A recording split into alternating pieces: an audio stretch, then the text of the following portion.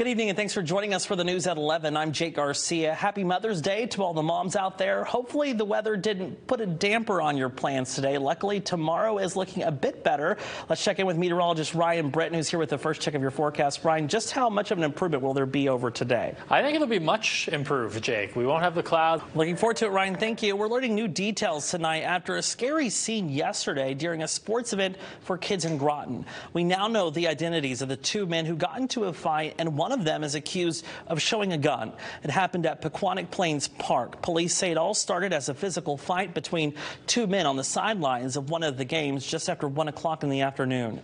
Witnesses say one of those men went to his car to retrieve two guns. Randall Clark and Dustin Hibbert were both arrested. Hundreds of players and spectators scrambled to take cover. Thankfully, no shots were fired and no one was injured. Both men are expected to appear at New London Court on May 20th. And New Haven police are investigating a stabbing that left a 19-year-old man in the hospital. Officers say they were called to the emergency room at Yale New Haven Hospital just after 7 o'clock Saturday night for a victim who was getting treatment for stab wounds. The 19-year-old from Massachusetts did not say what led up to the stabbing, but just said he had been jumped by a number of people. When police tried to learn more, he stopped cooperating with investigators. He is expected to be okay, and anyone with information on this case is asked to contact New Haven police. Ryan, it's like Mother Nature knows it's the weekend and she keeps you busy. Yeah, it's funny. Last summer, that's how it played out, and it seems like this summer we're on that trend too. Just a repeat. Hopefully we don't get that through July. It was a busy day today. Allie Truitt is from Darien, and she's a Yale graduate competing in Minneapolis for a spot in Paris. This is all coming nearly 1 year after surviving a shark attack. Well, we learned today that Truitt was chosen to represent our country in the Paralympics in Paris in just a few short weeks. She had 3 first-place finishes this weekend in the Paralympic swimming trials in Minneapolis. She even broke her own American record in the 100-meter backstroke. So congratulations to Allie, and we'll be following her journey in Paris this summer on Fox 61, and of course, we're all rooting for her. And more good news, the Manchester Road Race 3-time defending champion Winnie Coletti is going to Paris with Team USA. Last night, she finished first in the 10,000-meter race at the U.S. Olympic Track and Field Trials in Eugene, Oregon. Congrats to her and best wishes to her at the Summer Games. Well, straight ahead on the Fox 61 News at 11, the old song goes, "Don't Rain on My Parade," but fans of the Stanley Cup winning Florida Panthers didn't let the weather dampen their mood at today's championship parade. We'll take you there next in sports. Fox 61's Jake Garcia has been outside the church all afternoon and night. Jake, what's happening for tomorrow morning Sunday service? Well, Carmen, I can tell you that they will be having services. I'm going to have my photographer Dell show you where those services will be taking place. I don't know if you can see that red and white marquee sign at the end of the block there. That is the Guard Arts Center, and that is where they'll be having services tomorrow, just a block away from what remains here, the First Congregational Church here in New London. And those services possible thanks to the support of the community. We're seeing pictures from inside the church. You're looking at images snapped by that woman, a church employee.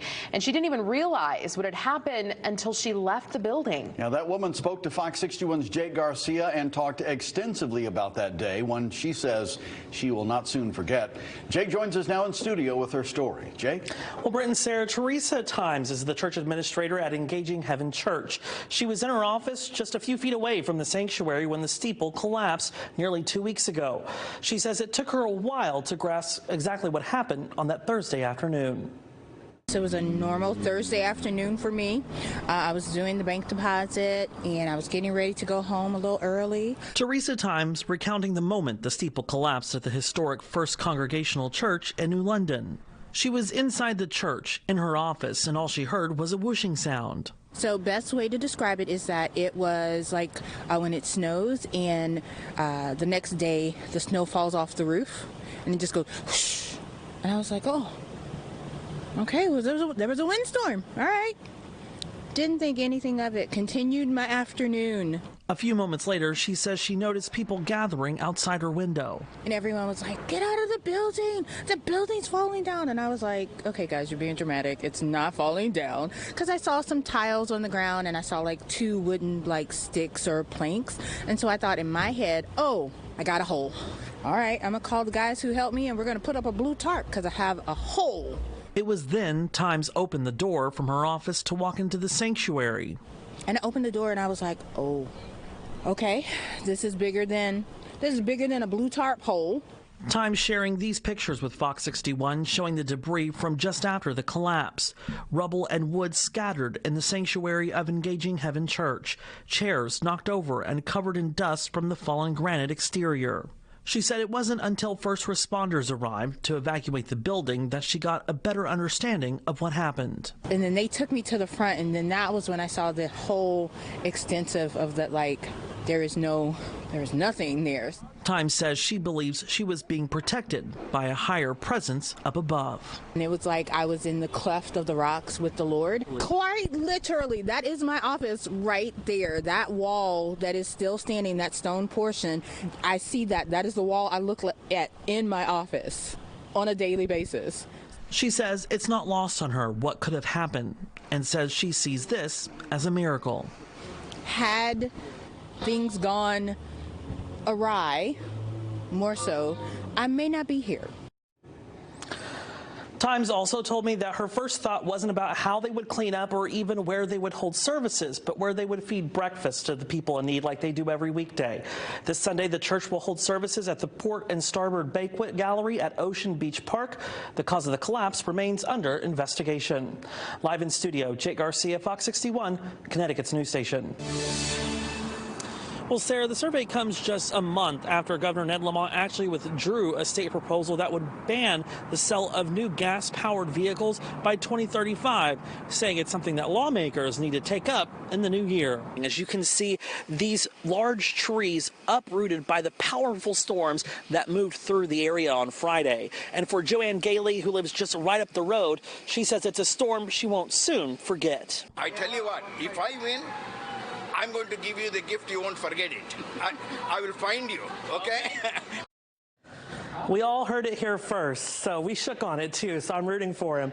All jokes aside, the drawing is set for 11 p.m. tonight. If you win, remember federal taxes is 24% and Connecticut taxes is nearly 7% on lottery winnings, but that's still a lot more money to go around. Maybe you were like me today and you waited until the last minute to get those snow day snacks and hot chocolate. Well, we weren't alone. Stores across the state were packed with people trying to get those last minute buys before the snow moved in.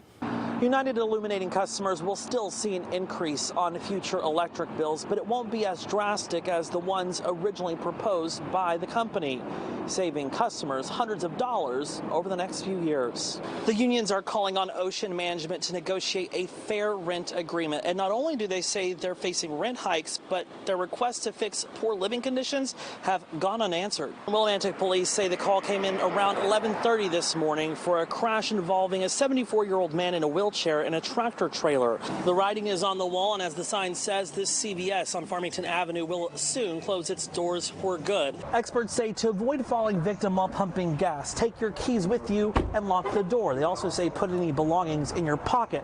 Also, while pumping gas, they say be aware of your surroundings. Experts also say that this type of crime happens during a certain time of day. There have been 28 homicides so far in the city of Hartford this year, surpassing the total number of homicides over the last 2 years, now leaving city leaders trying to put an end to the surge in violence. Some people still have not received their money or gotten answers from officials. Now, Fox 61's Jake Garcia spoke with the state's comptroller's office to find out exactly why. He joins us in studio now with more. Hey, Jake.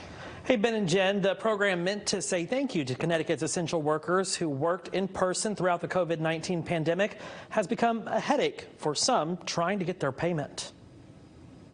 I think it could have been handled better. Denise Wolgamuth continues to work as a Stop and Shop cashier, as she has since the start of the pandemic. When the state of Connecticut began the Hero Pay program for frontline essential workers like her, she applied. I assumed, okay, everything must be good because I didn't hear anything. But after the first batch of payments went out in February, she says she still hasn't received her Hero Pay. So she tried to figure out why.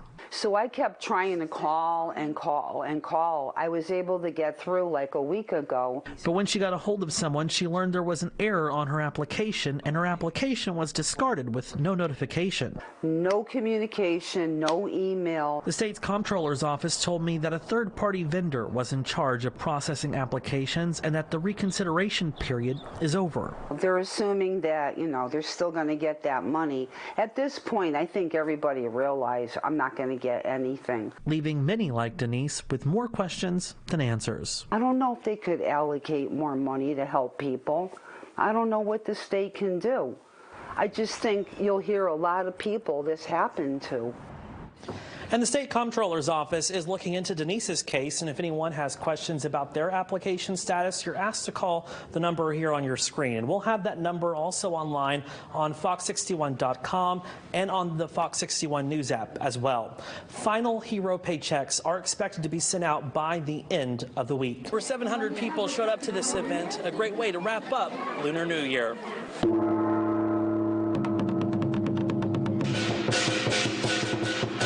It's really fun. The atmosphere is really warm, and there's a lot more people than I thought it would be. The celebration of the Year of the Dragon drew people from all over the state for an event full of fun.